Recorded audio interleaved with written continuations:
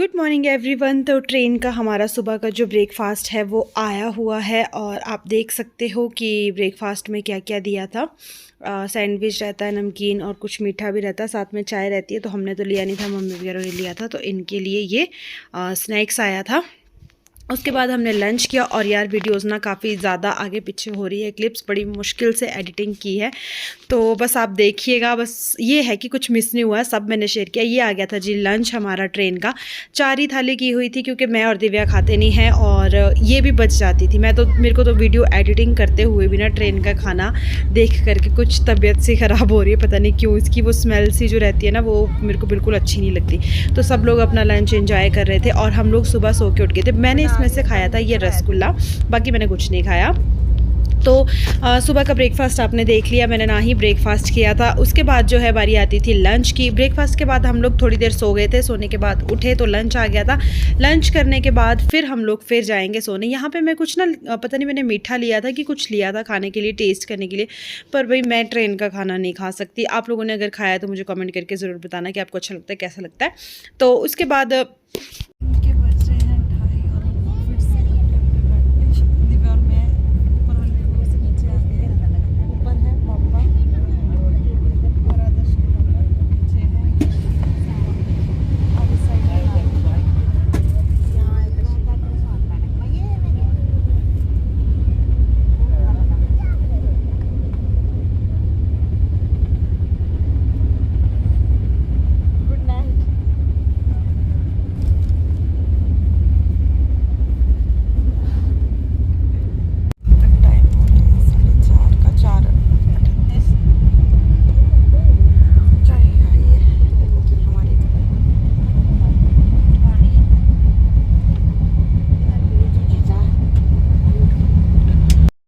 पर ट्रेन की नींद ना यार पूरी नहीं होती है, आप जितना मर्जी सो लो। मतलब एक तो ट्रेन की वो आवाज़ रहती है खड़ खड़ खड़ खड़ खड़ चलने की, फिर बीच में वो रबड़ी वाले, आइसक्रीम वाले, चाय वाले चले ही रहते हैं। बस चिप्स ये है वो है, राजधानी में तो कुछ एक्स्ट्रा ही रहते हैं, तो वो सब चले रहते हैं और उनकी आवाज़ें सुन सुन के नींद खुलती रहती है। यहाँ पर आप देख सकते हो कि बाहर काम हो रहा था और ये लोग कैसे यार बिल्कुल ट्रेन जा रही है उसके साथ साथ काम कर रहे हैं। और यहाँ पर आदर्श के पापा आप सबको हाय बोल रहे थे। इनकी मॉर्निंग हो चुकी थी, उठ गए थे ये भी, मतलब दिन को जो हम सोए थे ये तब की क्लिप्स है। और उसके बाद मैं थोड़ा थोड़ा आपके साथ व्यू भी शेयर कर रही हूँ। बाहर कुछ इस तरह का मौसम था और क्लिप्स अगर कोई आगे पीछे होगी तो इग्नोर करना, क्योंकि बहुत सेटिंग कर रही हूँ, बड़ी मुश्किल से हो रही है, फिर मेरा दिमाग भी ख़राब हो जाता है, फिर मेरा मन भी नहीं करता कि मैं एडिटिंग करूँ। पर कुछ भी करके मैंने इस बार कर ही लिया है। और फाइनली हम इस वाले व्लॉग में गोवा पहुँच ही जाएंगे। बड़े लंबा सफ़र रहा, जैसा हमारा रहा ना वैसे ही व्लॉगिंग में भी बहुत लंबा सफ़र रहा। पिछले वाले व्लॉग में मुझे लगा था ट्रेन का सफ़र उतना ही होगा, बट नहीं, हमारा ब्रेकफास्ट, लंच, डिनर सब कुछ इस वाले व्लॉग में है। और आदर्श की फुल ऑन मस्ती चली हुई थी, सोता था, उठता था और खेलता था। तो यहाँ पर आप देख ही सकते हो कि आदर्श की एनर्जी फुल ऑन है, एक्टिव था पूरा, मतलब मस्ती चली हुई थी इसकी, इसको तो बस खेलने को मिला हुआ था। उसके बाद बाहर देखा तो इतना सुंदर व्यू था यार, मतलब पूरी सूखी ज़मीन है, बीच बीच में थोड़ा पानी है। बरसातों में शायद यहाँ पूरे में पानी भर जाता होगा, ऐसा लग रहा था देख के, बट आजकल सूखा है तो फिर थोड़ा थोड़ा पानी है। और साथ में बहुत ही अच्छा लग रहा था कि नीचे इतने छोटे छोटे से लोग दिख रहे थे पुल के ऊपर से। मतलब इस टाइम ट्रेन जा रही थी ना, तो लोग भी इतने छोटे छोटे नज़र आ रहे थे नीचे, हम हाइट से जब देख रहे थे। तो उसके बाद शाम की चाय आ चुकी थी। चाय के साथ भी आपको स्नैक्स मिलता है, कुछ समोसा टाइप में था और नमकीन होती है, दूध, चीनी और साथ में एक मीठे में मिठाई सी होती है, पतीसा टाइप का कुछ, और साथ में ये सैंडविच थे। तो ये भी सब ने लिए और अपनी चाय इंजॉय की। मतलब सब ने, जिन्होंने खाना था, मुझे तो ये भी नहीं खाना था। आदर्श ने सैंडविच खाया, मतलब उसको अपने मतलब की चीज़ें मिल ही जा रही थी और वो अपना खाता था, सोता था और खेलता था, उसके यही काम था और कुछ भी नहीं था। उसके बाद ना अंदर जो ट्रेन में चाय मिलती है वो तो बिल्कुल ही बकवास होती है यार, बिल्कुल अच्छी नहीं होती। पर जो बाहर से चाय बेचने वाले आते हैं ना, उनसे थोड़ा ले लो। पर उनकी भी वैसे तो वही होती है कि बस घोलमोल पाउडर घोला होता है, इलायची वाले में इलायची का पाउडर डाल देते हैं और बस ऐसी रहती है, इसलिए मैं तो पीती नहीं हूँ। ये देख ही सकते हो आप किस तरह से ये अंकल बना रहे चाय, बस ये पाउडर सा घोलते हैं, इलायची वाली बोली थी शायद ना, तो वही वाली चाय सब ने ली और इन्जॉय की जिसने पीनी थी। मुझे तो बिल्कुल मन नहीं था पीने का। तो इसी के साथ हमारा सफ़र आगे की ओर बढ़ रहा था। मतलब अभी तो रोशनी थी, तो मैं कहा चलो जब तक रोशनी है बाहर देखते व्यू एंजॉय करते, फिर रात को फिर से सोना है और सुबह हमारी ट्रेन जो है 5 साढ़े 5 के आसपास गोवा पहुँच जानी थी। पर अभी नहीं पहुंची है। और साथ में मैंने ली थी खाने के लिए इमली, तो मैं अपनी इमली इंजॉय कर रही हूँ क्योंकि मैं ना वहाँ खाना खा रही थी ना कुछ और, तो ये मैंने शिमला बस स्टैंड से ही ले ली थी, इसलिए फिर मैं अपनी इमली खाऊंगी और थोड़े अपनी तबीयत को ठीक करूँगी। और हमारी शक्लें तो देखो ऐसे यार, बिल्कुल भी मतलब सोना और उठना यही काम था, तो फिर भूत बने पूरे के पूरे अपने आप को देख के मेरे को खुद को हंसी आ रही कि मैं किस तरह से लग रही हूँ। उसके बाद एक प्लेटफॉर्म पे हमारी ट्रेन रुकती है और यहाँ पे जो है आदर्श के पापा, आदर्श के दादा और दादी चल जाते हैं बाहर। हम तो इतने आलसी थे भाई, हम तो उठने का भी आलस कर रहे थे, बाहर जाने तक का भी मन नहीं था। एक तो मुझे ये डर लगता है यार ट्रेन चली ना जाए, कहीं पर नहीं जाती है, काफ़ी देर के लिए यहाँ रुकनी थी। और जहाँ ऐसे देखो पापा को देख सकते हो, आपके पापा बाहर चले गए घूमने। तो यहाँ पर जैसे ऐसे प्लेटफॉर्म पे जब ट्रेन रुकती है तो आपके पास खाने के लिए बहुत सारे ऑप्शन होते हैं। बाहर से आपको वड़ा पाव वाले मिल जाएंगे, बर्गर बुर्गर बहुत कुछ लेकर के आते हैं अगर कुछ लेना हो। पर ऐसे ना खाना नहीं चाहिए बाहर का, फिर ऐसी वैसी मन तबीयत मतलब ख़राब रहती है, तो इस वजह से भी। तो यहाँ पर आप देख सकते हो ये भैया भी वड़ा पाव लेकर के आए थे, मतलब बहुत सारे चले होते हैं ट्रेन में, चले ही रहते हैं। ये देखो ये वाले भैया भी वड़ा पाव लेकर के आए थे। एक जगह हमने ट्राई किया था, पता नहीं अब वो जाते हुए किया था कि आते हुए किया था, वही तो है ना, अब इतने दिन ब्लॉग को छोड़े हो गए, मतलब एडिटिंग नहीं की तो मैं खुद ही भूलती जा रही हूँ कि कब कौन सा क्या हुआ था। तो बस यहाँ पे अभी मम्मी भी बाहर ही घूम रहे थे, आदर्श के पापा भी बाहर ही घूम रहे थे और हम दोनों बैठ के गप्पे मार रहे थे यहाँ पे, क्योंकि सो के भी थक गए थे यार। मतलब हालत ना ऐसी हो रही थी कि कितना ही सोना कितना ही बैठना, आप पहुँच जाते तो सही था। ये तो शुक्र है कि हमने राजधानी कर ली थी, जो कि एक दिन में पहुँचा देती है। अगर दूसरी ट्रेन होती 36 घंटे उस पर लगते और 2 दिन में, तो भाई हालत और भी ज़्यादा ख़राब हो जाती। जब हम बेंगलोर से आए थे ना तब थोड़ा लंबा सफ़र था शायद हमारा, जैसा मुझे याद आता है।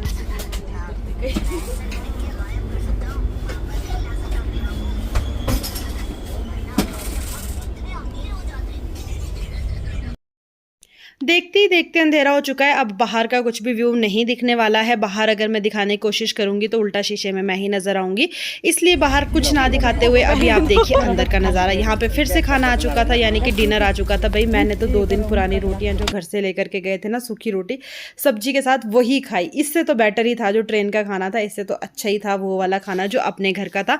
यहाँ पे आपको 2 रोटी मिल जाती है, एक दाल एक पनीर और चावल होते हैं, सैलेड होता है, सूखी सब्जी होती है। सैलेड अब नहीं देते, पिछली बार था, इस बार सिर्फ सूखी सब्जी थी और एक अचार। और इनकी रोटियां भी भाई ऐसे लगता है पता नहीं कितने जन्मों पुरानी होगी, उससे अच्छी तो हमारी थी 2 दिन पुरानी रोटी। अच्छी तो लग रही थी खाने में।